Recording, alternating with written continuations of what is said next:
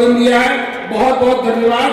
और कभी और अवसर आएगा तो और विस्तार से वो काम करेंगी और आगे बढ़ेंगी। हर पद पर उनको आगे बढ़ना है और अपने सपनों को साकार करके पत्रकार संघ की एकता अखंडता के लिए लगातार काम करना है। अपने कदम को कमजोर नहीं होने देना है।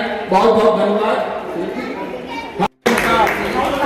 वीरा सिंह इस दायित्व को पूर्ण रूप से निर्वहन करेंगे, ऐसी आशा के साथ हम चाहेंगे कि आप हम सबको संबोधित करें। वीरा सिंह ठाकुर जी, हम सबको लेके चलना है, किसी को छोड़ के नहीं जाना है। और पत्रकार साहब जो अंतिम पंक्ति में व्यक्ति होता है, बहुत कम संख्या होती है, पर आज जितने पत्रकार बंधु यहाँ पे बैठे हैं, उपस्थित हुए हैं, वास्तव में राव नगर के साथ में महू और राव के बीच में ये कार्यक्रम हो रहा है, सौभाग्य की बात है। और ऐसे कार्यक्रम हीरा भाई करते रहे, निश्चित ही पत्रकारों को ऐसे कार्यक्रमों से मनोबल बढ़ता है और आगे प्रेरणा मिलती है। इसलिए बहुत बहुत धन्यवाद हीरा भाई को। काम करो ऐसा कि एक पहचान बन जाए, जिंदगी जिए इस तरह कि एक मिसाल बन जाए, मिसाल बन जाए, जिंदगी जिए इस तरह कि एक मिसाल बन जाए। जिंदगी तो यहाँ पर हर कोई काट लेता है, जिंदगी तो यहाँ पर हर कोई काट लेता है, जियो इस तरह की एक मिसाल बन जाए।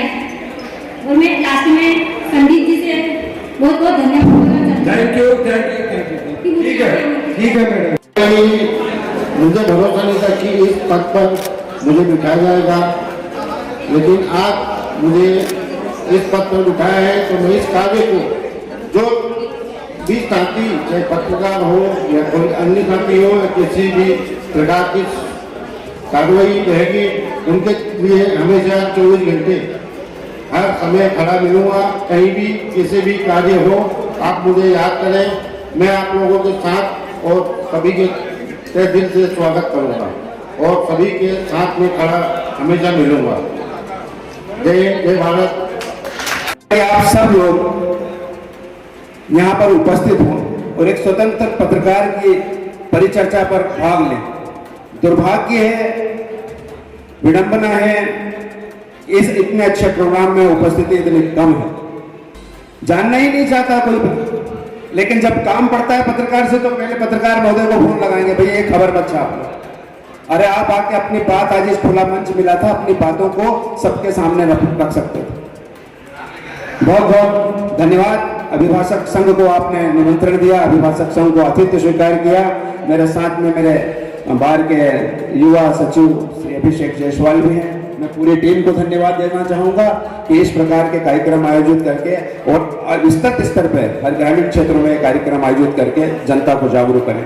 बहुत बहुत धन्यवाद। जय हिंद, जय भारत। क्षेत्रों में एक महत्वपूर्ण भूमिका अदा कर रहे हैं, हम सब लोग देख रहे हैं। पत्रकार एक स्वतंत्र शाखा है।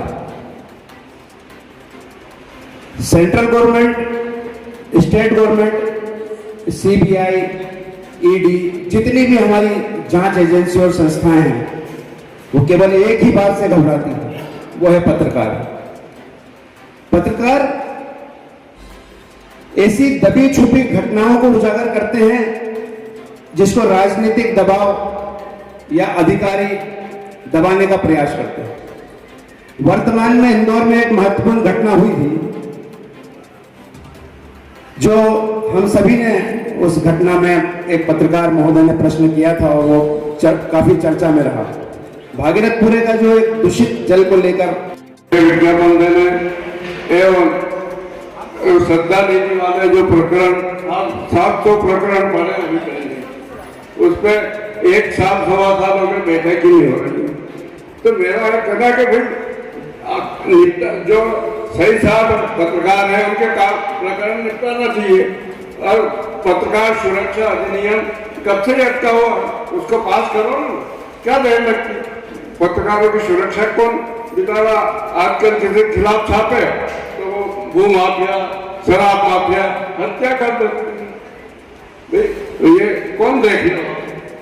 मतलब पत्रकारों की जान का भी खतरा बहुत ज्यादा, और कोई उस पर ध्यान नहीं देता। जब तक पत्रकार सुरक्षा अधिनियम लाए हुए, नियतकालिक समाचार पत्रों को 6 विज्ञापन जो 1 महीना छोड़ के देने की घोषणा की, वो लागू करवाने, और 700 प्रकरण जो श्रद्धा निधि के लिए पेंडिंग पड़े, जो सही है उनको निपटाना चाहिए। अब क्या सबको एक होकर के आगे बढ़ना है, निर्वाध गति से कारवा बनना है। इकला चलोरे बने हमारे डल्लू जी ने संकट के साथ में शुरुआत की थी, लेकिन आज काफिला लगातार बढ़ता जा रहा है। और हमारे जो संभागीय अध्यक्ष हैं हमारे, उन्होंने अपने संपूर्ण प्रयासों से हमको जब पहली मुलाकात में उन्होंने पकड़ा खोज करके स्थान पर पहुंचा और पहुंच करके उन्हें प्रसन्नता हुई, उससे ज्यादा मुझे भी प्रसन्नता हुई कि मैं इस स्थान पर आया। समय कम है, बहुत लोगों को बहुत कुछ बोलना है। जिस काम के लिए आए थे भले ही वो काम थोड़ा सा किसी कारण से, तो त्योहार है हमारा, उनके संदेश आ रहे हैं कि किसी कारण से क्षमा करें मैं पहुंच नहीं पा रहा हूँ। इस तरह से आपको जानकारी मिली है तो हम सब उनका सम्मान करते हैं। उन्होंने हमारे आमंत्रण को स्वीकार किया, आज नहीं तो कल वो फिर आएंगे और ऊंचा के साथ में मंचन चला रहे। उस समय जब हम किसी के खिलाफ छापते तो उसी टाइम धमकी आ जाती और हमें डराने की कोशिश करते थे। जब मैंने अखबार शुरू करा, जब प्रिंटिंग प्रेस से अखबार छपता था, अब तो ऑफसाइड पे छप रहे हैं और बड़ी मेहनत के साथ हम अखबार चलाते थे। और अखबार चलाना कोई मामूली बात नहीं है। ये पत्रकार सब जानते हैं, जो भी अखबार चलाते हैं और जो पत्रकारिता करते हैं, अगर इनको जो भी आफत पड़ी, इतनी बहुत तकलीफों के साथ गुजरना पड़ता है। जरा सी बातों पे ध्यान, चाहे अपन सरकार के खिलाफ छापो तो नेताओं के फोन आ जाते हैं, चाहे किसी के खिलाफ छापो, और डरते तो यही नहीं, छापना तो पड़ता है और डरते डरते भी छापते थे, लेकिन बहुत तकलीफ का सामना करना पड़ता है। मैं बस टाइम का कमी है, इसलिए मैं सबको बधाई देता हूँ और जिन्होंने आयोजन किया उनको भी बधाई देता हूँ। और आज हमारे को बहुत बड़ी गर्व की बात है कि हमारे बीच में हमारे राष्ट्रीय अध्यक्ष आदिमाननीय पत्रकार संघ के अध्यक्ष आए हैं, ये हमारे लिए बहुत बड़ी गर्व की बात है। मैं हीरा सिंह जी को भी बधाई देता हूँ, जिन्होंने बड़ी मेहनत करके और इतने सारे इलेक्ट्रिक मीडिया के माध्यम से, प्रिंट मीडिया के माध्यम से आपके सामने आया। एक लड़की की अभी वर्तमान में ही जो दुर्घटना घटित हुई थी, उसके बॉयफ्रेंड ने उसकी हत्या की थी। उन पत्रकारों को सलाम है कि पुलिस कस्टडी में उस आरोपी से ऐसे प्रश्न पूछे हैं, वास्तव में समाज के लिए एक दिशा निर्देश जारी करते हैं। और पत्रकार के द्वारा पूछे गए प्रश्नों से समाज में उन माता पिताओं को यह सोचने में मजबूर कर दिया कि 10 तारीख से लड़की घर से गायब है, 13 तारीख को उसकी डेड बॉडी मिल रही है। सबसे पहले खबर छापी थी पत्रकार समाज का आईना है। और हम सब पत्रकारों का सम्मान भी इसलिए करते हैं कि समाज में एक तो ऐसी संस्था है जो किसी के दबाव में नहीं है, किसी के प्रभाव में नहीं है।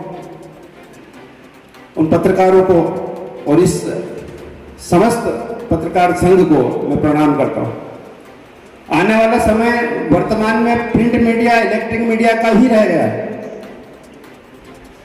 यह आवश्यक हो चुका है। और वास्तव में छोटी छोटी जिन घटनाओं को लेकर जनता में आक्रोश फैलता है और पत्रकार अगले दिन हम जब पेपरों के माध्यम से या टीवी के माध्यम से खबर पढ़ते हैं तो लगता है कि कोई त्रिनेत्रम है, कोई तीसरा नेत्र भी है जो इनसे ऊपर है।